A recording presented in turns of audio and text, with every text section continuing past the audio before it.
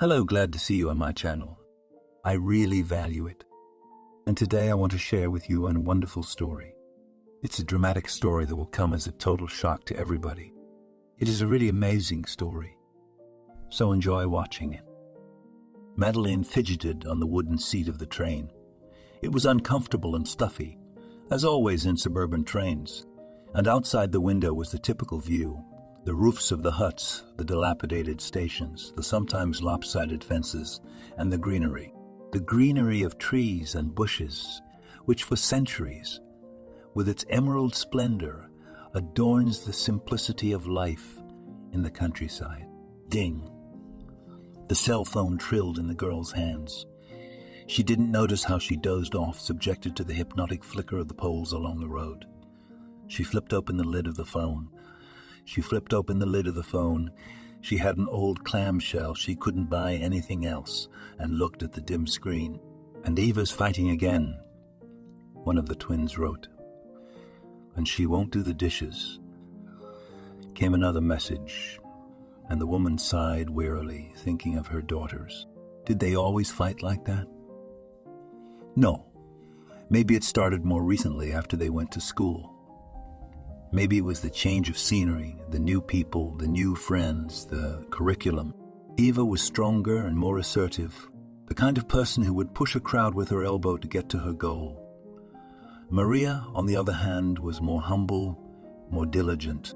Eva immediately understood the rules of the game at school. Teachers care about grades and statistics in the school register, and whether you cheated on your homework or a test from your more diligent sister was the 66th question. Maria, on the other hand, was trying for two, constantly writing and teaching something. "Mom, what is a snowy fringe?" And the woman, like thousands of mothers all over the country, was explaining to her child the meaning of poems written 100 years ago. She had done well in school herself, and perhaps things could have gone differently in her life. Suddenly, a loud laughter broke out all over the carriage. It was a group of teenagers at another station.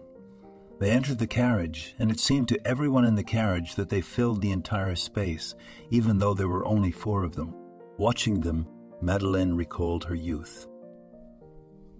She enrolled at the institute in the philological department and came to live in the dormitory. The world and possibilities were open before her. She already imagined working as a translator. Before the first semester, we did chores in the dormitory. The girls cleaned the windows, painted the walls, and the guys moved furniture and fixed things. Among them was the handsome Marcus, a typical ladies' man, tall, muscular, with dark curly hair and a good sense of humor. Is it any wonder she liked him immediately, and her heart pounded every time she saw him? From the first meeting, she looked for him in the crowd. Every word he spoke had, she thought, a hidden meaning. In his every movement, even if he merely handed her a brush or helped her open a jar of gouache, she read evidence of care and love. It would seem ridiculous, wouldn't it? And at the same time, scrolling through those days over and over in her head, trying to figure out where she had made a mistake, she remembered that she had not dreamed. No, the first compliment on her hair. The first compliment on her hair. The first invitation to coffee and walks together in the park. And the first snow in December. Then they went as a group to the city park. And away from the main alley, away from prying eyes, they roasted sausages on a fire. To this day, she could still see the picture in her head. The sparkling snow, the bonfire, the wine in plastic cups, the happy laughter of her friends. It was then that Marcus pulled her to him and whispered, "I love you, Madeline. I love you more than anything in the world." And in the general joy and in the fireworks of emotion, the words of love seemed exactly what they should be. And was it her fault that she believed him? And was it her fault that his kisses seemed so sweet, and that the nights in his room, in his bed, were so sizzlingly beautiful, and that the disappointment had been so quick and so ruinous? It was over when she found out she was pregnant. He didn't leave her right away, though.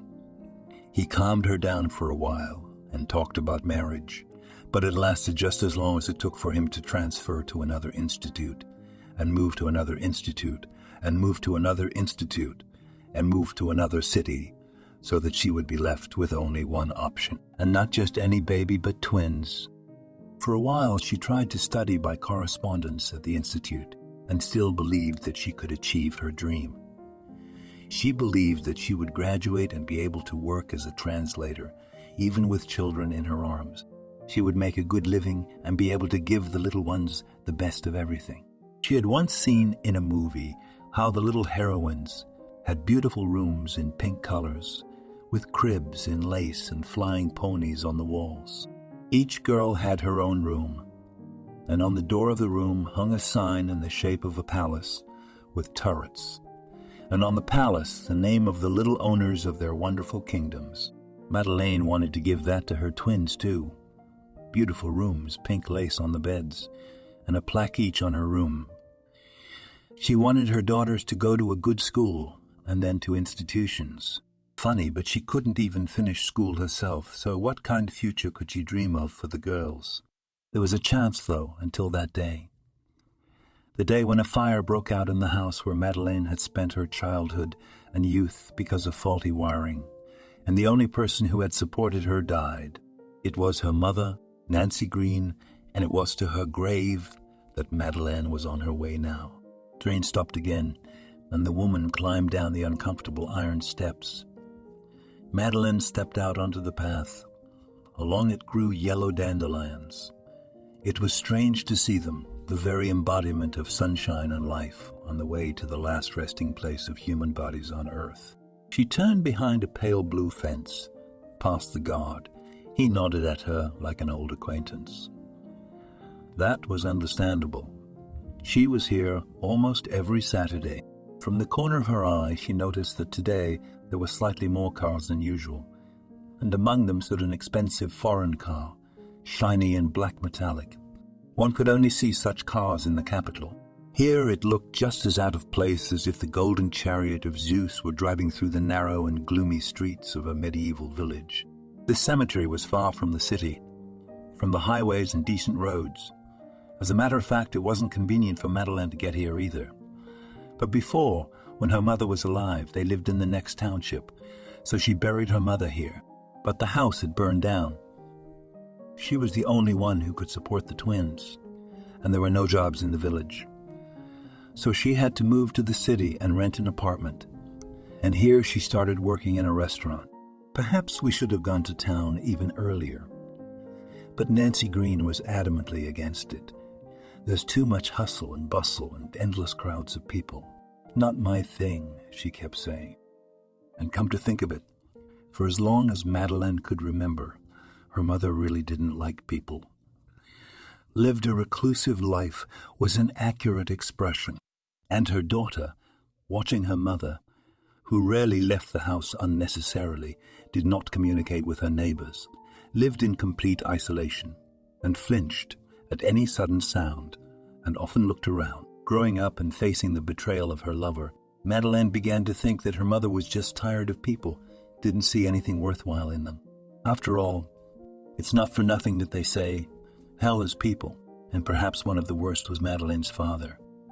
Her mother never spoke of him, and the girl never knew him, but the one time her daughter had asked about him, Nancy Green had been terribly frightened, then angry, and had strictly forbidden her to ask about her father. Because of this violent reaction and the fact that her mother began to hide from people even more, Madeline decided that her father was a scary man. Nancy Green's grave was well groomed, so well maintained that it stood out from afar. Madeline came here all the time, cleaning, pulling weeds, painting the fence. Here, next to the grave monument, she planted flowers. Cosmoia, modest and unpretentious. But my mother loved it very much. Forget me nots, for it is true that as long as we remember a man, as long as he lives in our hearts, a part of him is still on earth. The periwinkle, as blue as Nancy Green's eyes. Madeline remembered those eyes well, and wished she had inherited their beautiful color. Usually, when a woman came to the cemetery to clean up the grave. It was a weekly ritual. It was as if she was really visiting her mother, talking to her, and she was still looking at her with her blue eyes. Who knows, maybe even these visits are needed more by the living than by the deceased. After all, how many words are not said in life? How many things are not done for loved ones? How many in the bustle of life we drop accidentally irritated, unkind words and do not know or do not think that the moment comes and we can do nothing more for the dear close person except to care for the grave and in the blue color, current looking for favorite eyes. And really, if you think about it, while Nancy Green was alive, she and her daughter didn't have a very close relationship. Rather detached and unemotional. At the same time, Madeline acknowledged that, as far as her mother's character allowed, she still cared for her. And when the old lady died, there was a void in Madeline's life. Yes, she had children of her own, beautiful, sweet, mischievous twins. But children are the ones who come first for us. And Mom is the person for whom we come first. And that natural order of things hasn't changed for thousands of years. Unconditional love is a mother's love. Maybe that's why her daughter went to the grave all the time to drown out the emptiness. Or maybe it was because she had no one else to go to. Like today, when trouble knocked on her door again and she really, truly didn't know what to do. As she slumped over at her mother's grave, the orphan didn't notice a quiet tear silently glistening on her cheek. I'm here again, Mommy. I'm in pain again. I don't know if I can take it. I don't know how much more I'll suffer. Mommy, Mommy, Madeline cried, leaning her forehead against the cool stone. And Madeline's situation was truly dire, because yesterday she had been kicked out of her job. How was she going to pay her rent and feed her children? The son of the owner of the restaurant where our heroine worked fired her, accusing her of stealing, although all she did was to take a little leftover food for the children, a fairly standard practice in the catering industry. After all, do not throw away the food that was rejected by visitors, especially at home a couple of hungry mouths are waiting. And the old owner, Leonardo Forte of the Bolognese restaurant, which served Italian food, turned a blind eye to this. He often repeated the phrase, "If a man feeds a hungry man, God feeds him with fruits of paradise." And he remarked that he could not sleep well knowing that his workers slept hungry.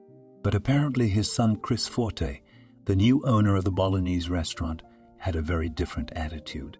On the one hand, he immensely respected the fact that his father had come a long way from a simple chef to the owner of a popular restaurant, so he was eager to preserve his father's life's work. On the other hand, he did not approve of his father's business principles. The complexity of the restaurant business is rapid development and the need to always react quickly. At the same time, Leonardo Forte appreciated the feelings and emotions that arose when creating a new dish, saw an instant reaction to it, and knew his guests personally.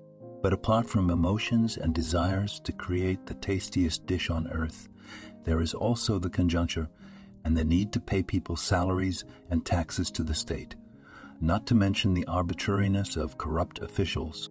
And for a long, very long time, my father could not get the business off the ground.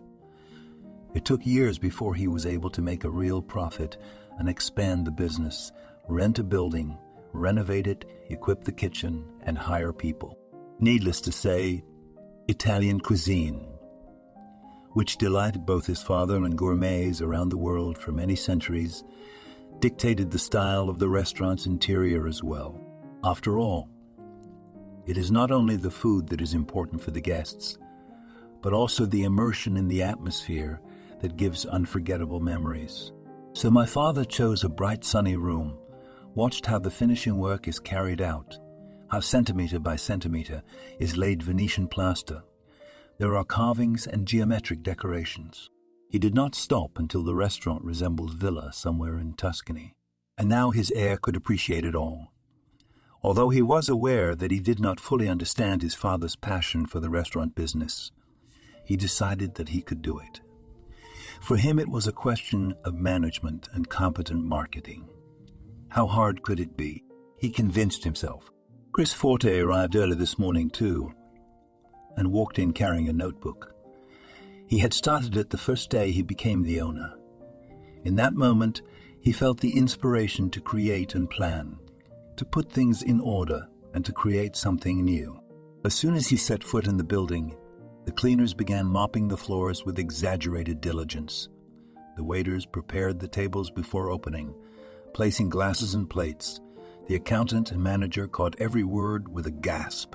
They all understood that a new broom sweeps in a new way, and they were not wrong.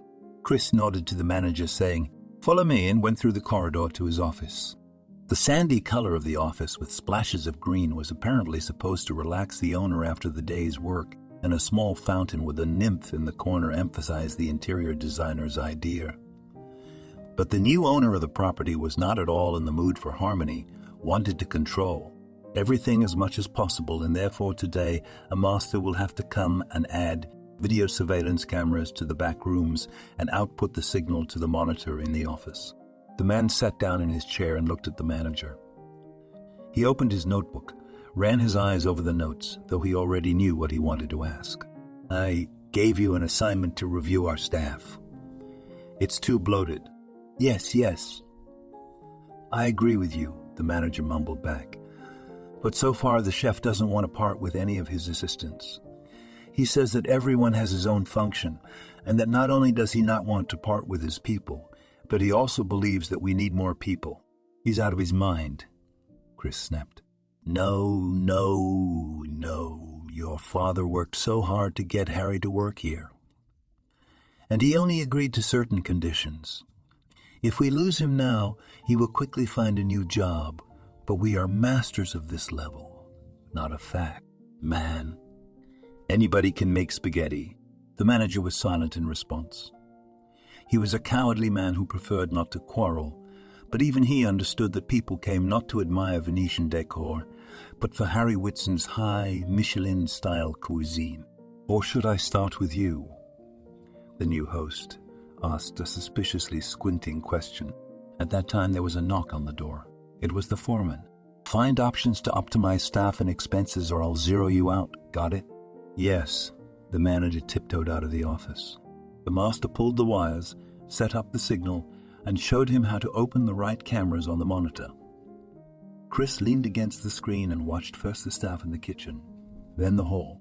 Time was approaching 11 o'clock and the first guests arrived at the restaurant. It was usually at this time that the employees of the nearby offices of large firms were having lunch. Of course, they weren't small potatoes in office plankton, who simply couldn't afford the prices of a Balinese restaurant. No. It was the bosses and their mistresses, the wives of officials, the lawyers of corporations. Some of them were combining a tasty lunch and a healthy business conversation, and some were studying their own competitor. Closer to the evening, the audience was more glamorous, drinking cognac instead of coffee and red wine instead of morning orange juice. The women's outfits and makeup were brighter, their jewelry bigger and more expensive, and lawyers were replaced by socialites and children of the rich. After an expensive dinner, they would go to nightclubs, but as it were, the mooring for their boat of fun.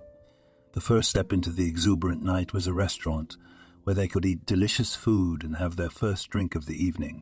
And very late in the evening, the staff cleaned the tables, tablecloths were thrown into the washing machine, plates into the sink, and the cook prepared a list of groceries to buy tomorrow. He traditionally packed leftovers in boxes for Madeline's children. It was a habit formed back in the days when the restaurant was owned by the old owner. Leonardo Forte greatly appreciated the skill of the chef, loved Italian cuisine, simply adored his business and the restaurant, but above all, he valued his team, his people. "Only with good people is good business," he repeated relentlessly, and in his own way he cared about all those who worked for him. Thinking of the old master, Harry Whitson thought it was probably wrong to say that they worked for him. They were family, one unit. Except that the manager was a rotten man, but even with him the owner had gotten along and had found a way to get along with him. Who did you leave us for?" Harry Whitson sighed and set the boxes on the table for Madeline. She was still doing the dishes, tired but stubborn. She always worked hard, never slacked off, and the chef always knew that when he arrived at his workplace tomorrow morning, The kitchen would be cleaned to a shine. "See you tomorrow, Madeline." He said goodbye and left the kitchen. She said the familiar "see you tomorrow" into the void and started cleaning the last pan. And when the detergent had done its job, the soap bubbles flying aside under the pressure of the water as the pan took its place, Madeline wiped down the table and finished cleaning the kitchen floor. Phew! She exhaled, sitting down in her chair for a minute. We should get home to the twins. She glanced at the boxes of food that the chef had so carefully packed for her children. His kindness tickled her heart and a tear welled up in her eyes, but could she relax? Had she any right to feel sorry for herself? After all, if she let her guard down for even a moment, it would be difficult to pull herself together, to gather her will into a fist. Burned out, completely burned out. She got up, put the boxes of food in her bag, and staggered tiredly toward the exit, hoping she hadn't missed the last subway train. She had no idea that the owner of the place had been watching her with a predatory gaze the whole time. It was late afternoon, and Chris dozed off in front of the monitor. He didn't notice how the guests melted into the city lights, how the restaurant workers scattered one by one in alarm, how the last pan was being washed out. He awoke to the quiet, fearful coughing of the manager. He crumpled at the door, hesitating to go home as the others had done. The owner opened his eyes, and the first thing he saw on the monitor was Madeline pulling a bag. What a bastard. Let's go. He jumped to his feet and quickly moved down the corridor to the service exit. The moment the woman jerked the doorknob, he grabbed her wrist and shouted victoriously, "Gotcha, thief." Madeline was frightened. "I don't." But Chris had already snatched the bag from her hands and opened it. He saw the boxes of food. Stealing food from the kitchen, biting the hand that feeds you. He started yelling. At a loss, Madeline looked at the manager. "But you know what the old owner himself said." "Get out," yelled the new owner at Madeline. "You're fired," he finished her off, and hundreds of sharp knives plunged into her heart. She walked through the archway of the restaurant as if under a guillotine knife, and yet, remembering her daughters, she turned around and looked timidly, pleadingly at the manager. Her lips whispered, "But, you know, explain, please." He turned away from her. Of course, he knew there were no fresh cuts of meat or expensive fine cheeses in the boxes. There were only scraps in the bag, and the manager should have explained everything to the restaurant owner, especially since he only wanted to save his father's business, not to destroy Madeline.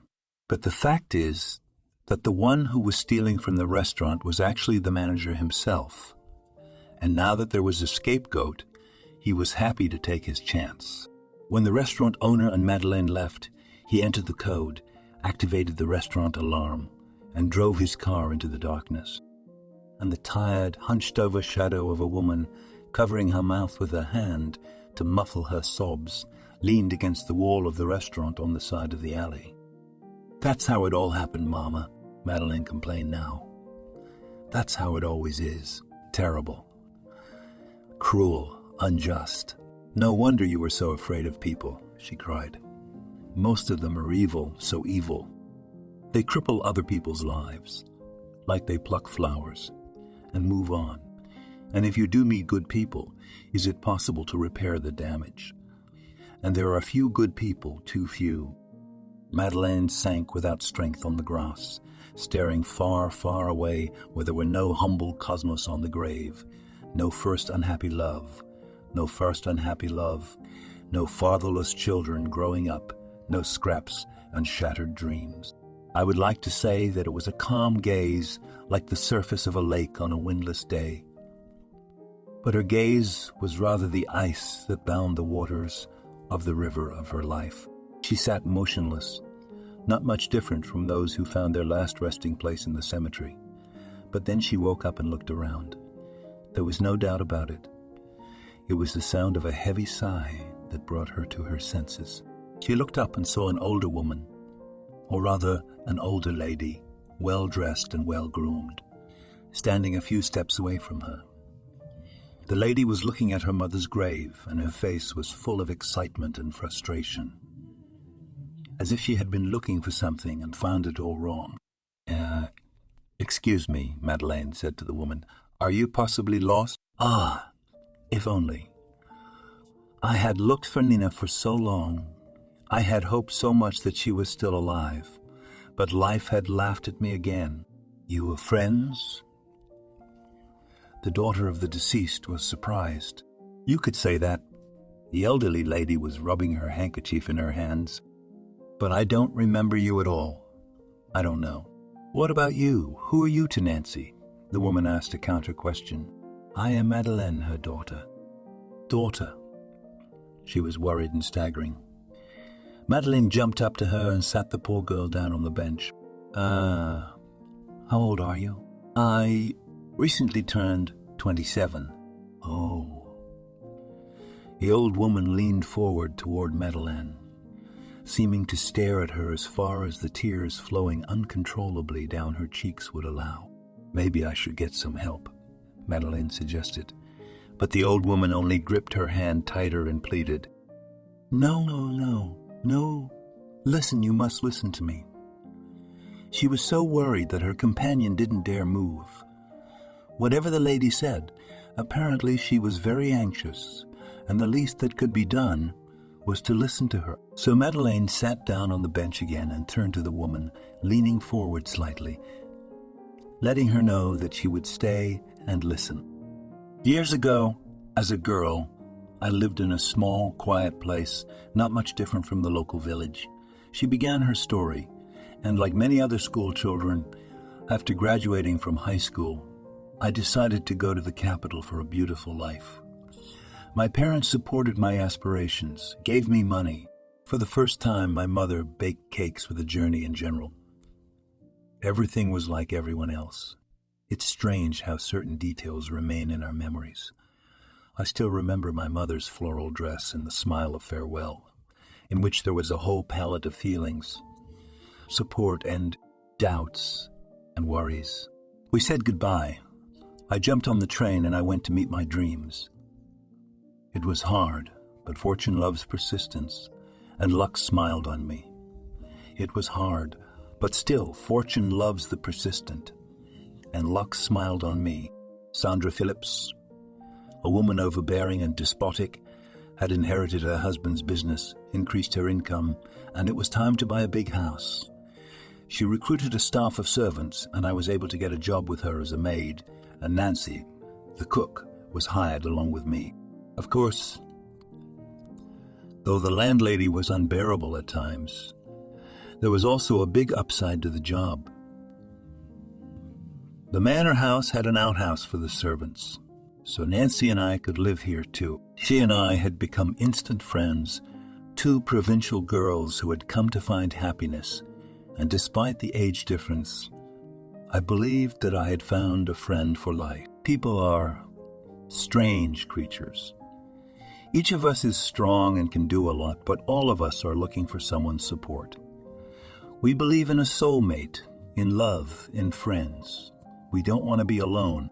The second plus, it seemed to me at the time, was Alex. That rascal, the narrator smiled bitterly, was the landlady's son. Oh, if only youth could have known. If only youth could have known. If only old age could have known. And if we, as children and youth, had not been told fairy tales about princes, love, marriage, and that everything in our lives depended on men, our lives would have been much better. But while girls dream of princes in a fairy tale, these same princes break their wings and ruin their lives mercilessly. There was no one around to tell me the words of wisdom. Madeline remembered a saying of recent years. Don't wish me a rich husband. Wish me just wealth. Why do I need a middleman between me and money? So, what's so surprising, the story continued, that I believed that Alex was the real prince, the one I had dreamed of all my life, especially since he is supposed to bring flowers, gifts, promised to take me to the sea, and what words he spoke, Casanova rests. And while I was daydreaming, he knocked me up. A typical story of a provincial girl.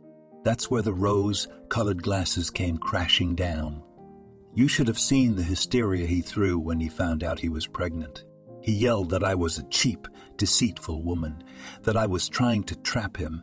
And in the end, he slipped me money to have an operation. But what kind of abortion could I have had? I knew from the first minute that I wanted this baby. I didn't know if it was instinct or some higher love, but I would never have gotten rid of the fetus. So I stayed in the house, hoping to earn money for the baby.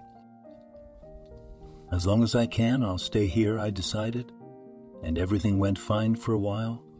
But after a few months, my belly became visible, gossip started, and rumors reached the lady of the house. Sandra Phillips summoned me to her office and gave me a real scolding. There was no place in her life plan for a provincial bride with a bystander, and it was ridiculously offensive that the child was conceived by her own son, and she, apparently knowing her offspring well, didn't even question that the child was Alex's. Then the landlady calmed down and said, "There's nothing to make a fuss about. Everything should be with the family. Live in the outhouse for a while, and then we'll decide." I should have suspected something was wrong, but I was so happy to have a place to live and a job for now that I didn't even notice Alex leaving home. His mother got him into some kind of exchange program, and he went to study in Germany. Well, and I had a beautiful little girl. I was over the moon with happiness. I had my own little world, me and my daughter, our world for two. I sang songs to her, talked to her about everything, intended to return at the first opportunity to my mother in the village and raise my angel in the silence of the old apple orchard. Well, here, the dream was not destined to come true. I was still living in the outhouse. My little girl was sleeping in the crib next to me. And when I woke up one morning, I thought that my daughter was still asleep and that I'd sort of slept through it. I stretched out in bed and looked at the window. The light curtains were moving in the breeze. The sunlight was playing on the walls, and the delicate violets were blooming in the window. And all of this was at odds with what I saw when I walked over to my baby's crib. God, even now I could feel the same panic and terror ringing in the silence as I screamed. "Where is she? Where?" I screamed when I found the crib empty. As it was, in my nightgown, barefoot, I ran out of the outhouse and rushed into the garden beside the house, then onto the driveway looking for the servants, the guards, everyone I could find, and screaming for my baby girl. Then the guard took me into his office and showed me the videotapes. They showed us early in the morning, Nancy taking my baby girl away. At that moment, the gardener came up to me and said that he had met the cook with the stroller at dawn. But she had only casually thrown in that she wanted to let the young mother sleep for a while and walk the baby while she had time. I rushed to the gate, calling and shouting, and then the guard and the gardener told me to wait a while. They'll be back from their walk sometime.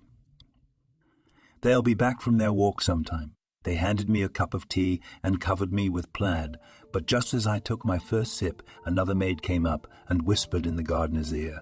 Nancy was always jealous, so she stole the child. I heard a whisper. I remembered that when I was putting on my makeup in the mirror, I'd catch Nancy's eye, because I was beautiful, too beautiful.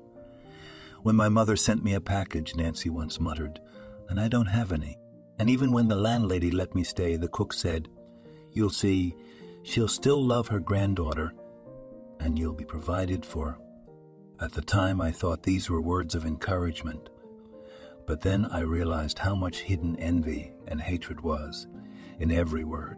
When Nancy didn't return, I went to the police, but the search was unsuccessful.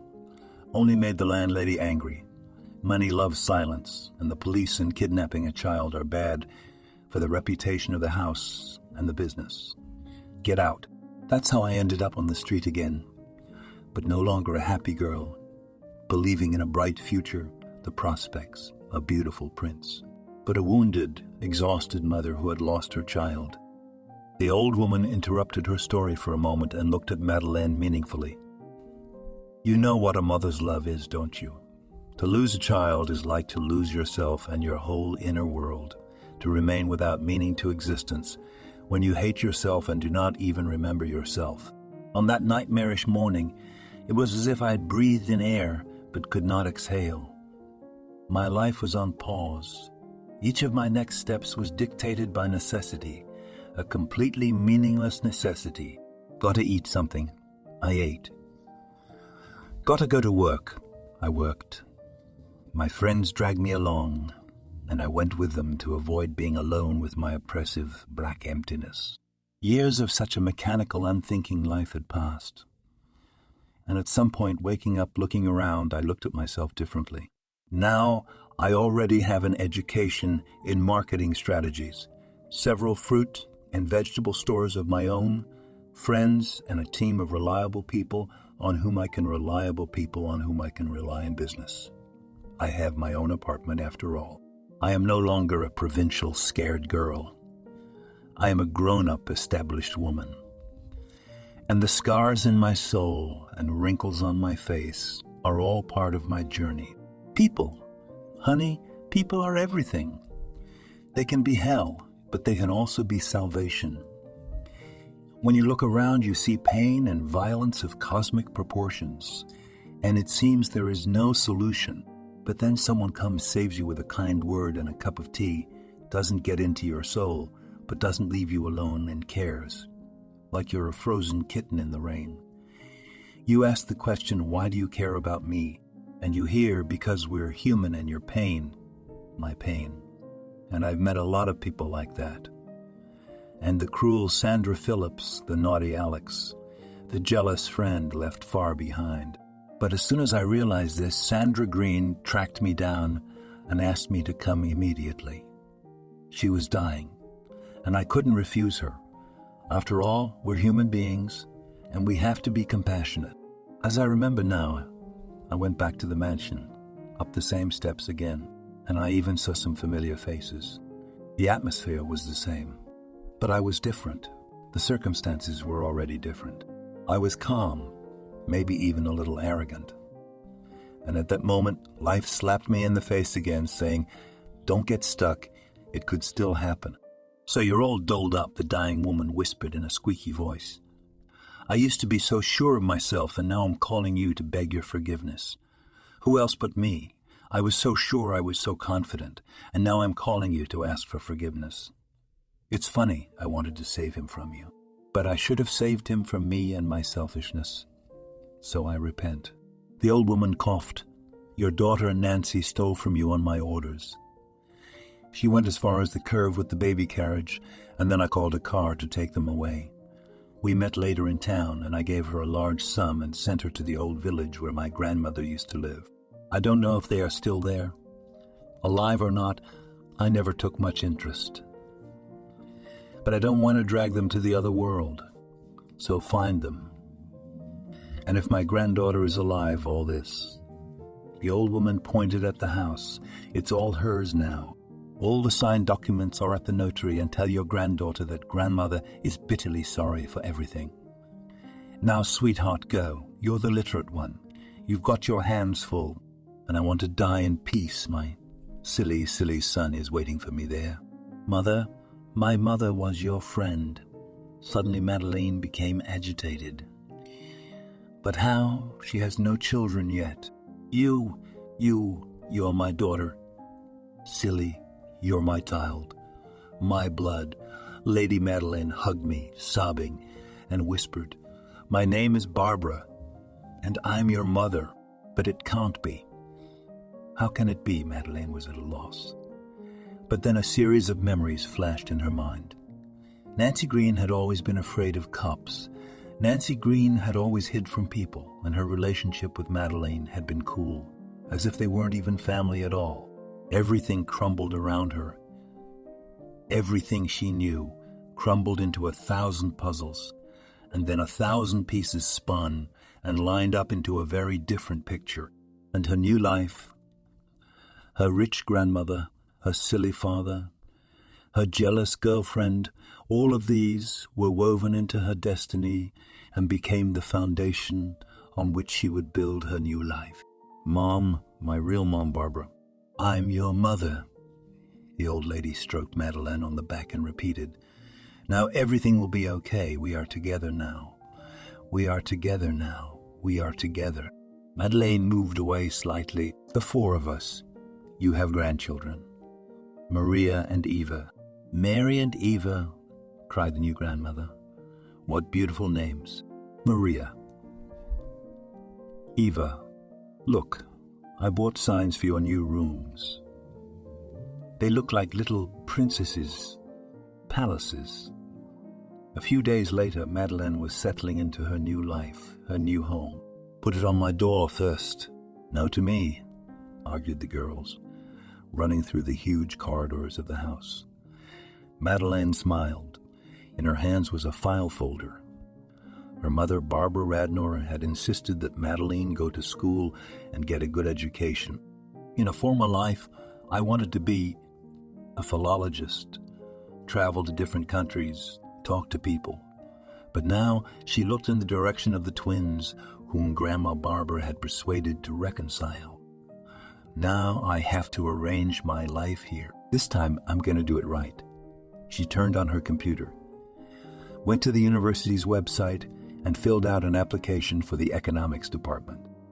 Madeline didn't know it wouldn't be long before she'd meet Harry Whitson, head chef at the Bolognese restaurant, complaining that the new owner, Chris Forte, wasn't doing a good job because the thievery was never ending, and the owner didn't know who to trust and who not to. The restaurant is taking a major loss and is about to go bankrupt. This horrifies Madeline because the old owner, Leonardo Forte, literally saved her. It is only thanks to him that they have survived. So she will negotiate with the chef that she can arrange a supply of good vegetables at a discount, but will advise her to remove the manager. After all, it was through him that all the purchases went, which means that he is the one who is spinning something with the price. And after a while, when the cooperation between Madeleine's store chain and the Bolognese restaurant strengthens, the chef organizes a feast in honor of this, and Madeline and Chris will see each other in a completely different color. Yes, they are not prince and princess. They make mistakes. They have flaws, and their lives have been pretty rough on them. But people do not fall in love and get married to save each other from mythical dragons. They go hand in hand through life to get to know each other, to accept each other, and create something new. And one fine morning when Madeline whispers to her husband, "We're going to have a baby. He's not going to run away to the next town or go far abroad. No, Chris will. I once saw a stroller with cool cushioning and big, thick wheels that would make it through any snow. I'll go buy one, but you don't know if it's a boy or a girl. I'll choose a neutral color." The man kisses her and runs down the stairs shouting to the whole house so that everyone can hear, "I'm going to be a daddy. I'm going to be a daddy." She has a future, a beautiful, wonderful future.